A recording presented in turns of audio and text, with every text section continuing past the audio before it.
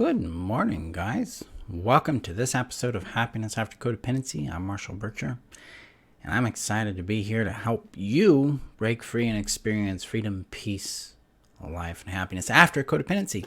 Today, we're going to be talking about personal power and why it's important to take ownership of it, how that impacts our healing, how that impacts our well-being and our happiness. So we're going to be jumping into that today. Before we do that, I need to get this shared out to the community here on Facebook. So if you're looking for a community where you can find additional tools, support, and guidance in your journey into well-being, happiness, peace after codependency and after abuse and neglect, the community can assist you with that. Link is above on Facebook, below on YouTube in the descriptions. Make sure you check out the rules so you understand how the group works to make sure it's a good fit for you, and then apply and I'll get you added.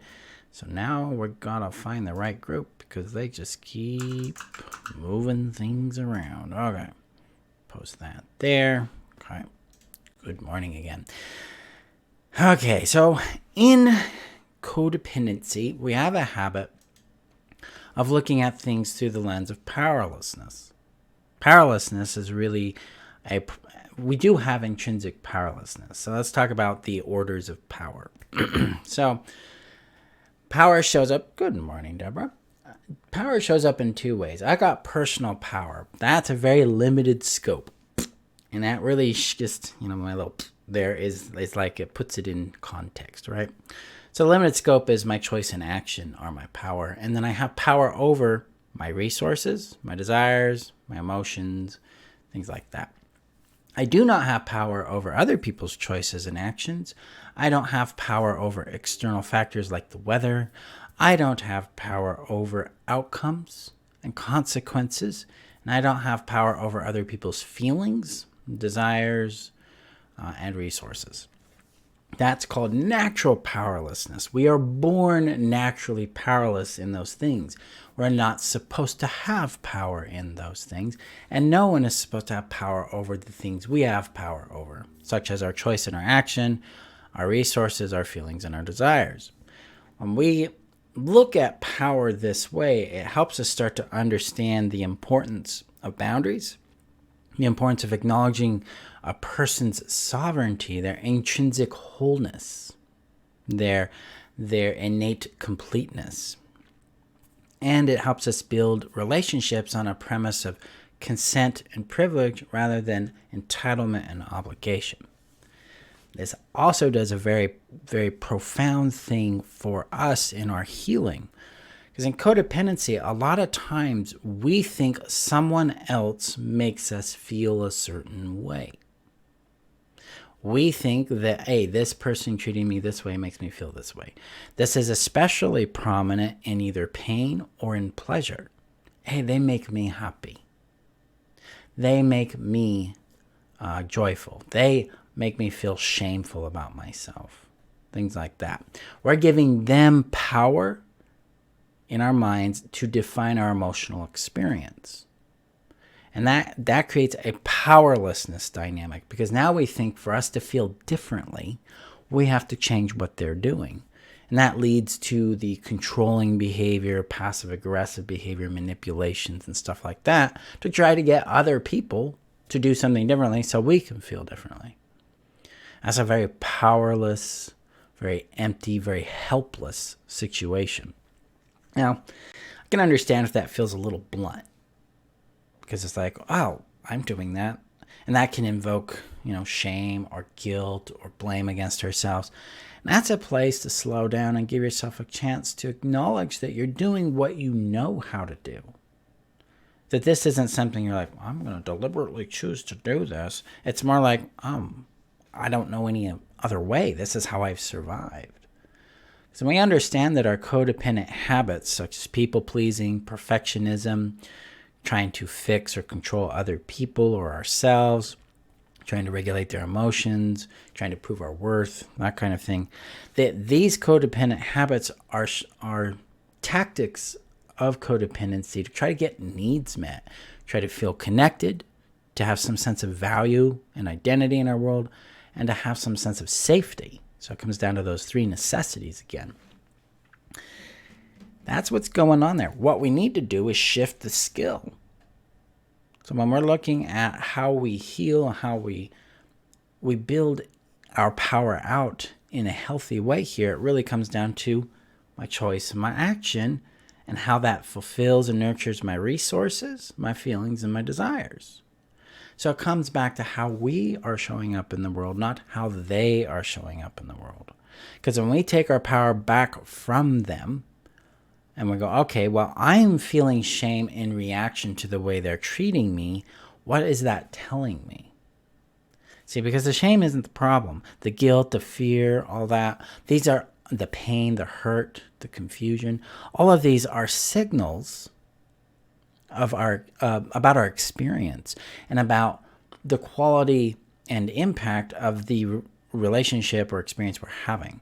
So if I'm in a relationship where I frequently feel shame in my world, I need to actually evaluate the relationship and what's going on in it. Because if I'm being shamed a lot and I'm internalizing that as something's wrong with me, I'm being harmed. I need to go, wait a minute, I did this shame or this guilt or this pain signaling me to something's wrong here in this relationship, and I've got to determine what that is so I can make the changes necessary to have a more healthy experience in my life. Sometimes the changes necessary means ending the relationship and starting a different one with someone else. We have to have that on the table so we can have an honest experience with reality. Good morning, Pamela. Hi, Rachel. Rachel says, recently spending a few weeks with my parents, it was so enlightening to see how much they do this kind of codependent relating all the time. He made me feel bad. Yeah. Bingo. They made me feel. Yeah. We are feeling things in response to what's happening to us. And when we own it that way, then we can know what our needs are. We can know what our boundaries are. We also know where our power is. Very, very critical for us.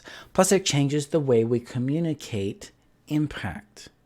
So rather than communicating impact in "you made me feel," which is a blame statement, which will likely cause someone to move into a defensive response or cut it off altogether, we can approach it from the angle of like, I'm feeling hurt and confused by this behavior you're doing, and I want to talk about it. This allows proper ownership to exist. I own my feelings and my desires. They're owning their behaviors. And then we're talking about the impact that's happening. And then if they're a person that's coming from a healthy premise, they're going to empathize with that. They're going, ooh, that's not my intention. I'm sorry. What can I do differently? But if they're unhealthy, they'll become defensive. They might blame you for it. They might avoid it altogether. That tells you what you need to know about that person, about that relationship. When we are full ownership of our power, I'm feeling this way in response to this thing, we win because we know what reality is at that point.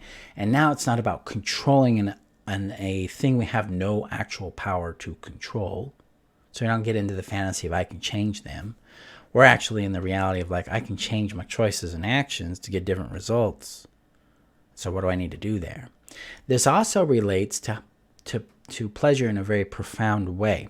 So a lot of times in codependency, we have a euphoria component at play. This euphoria is created by the starvation of core needs.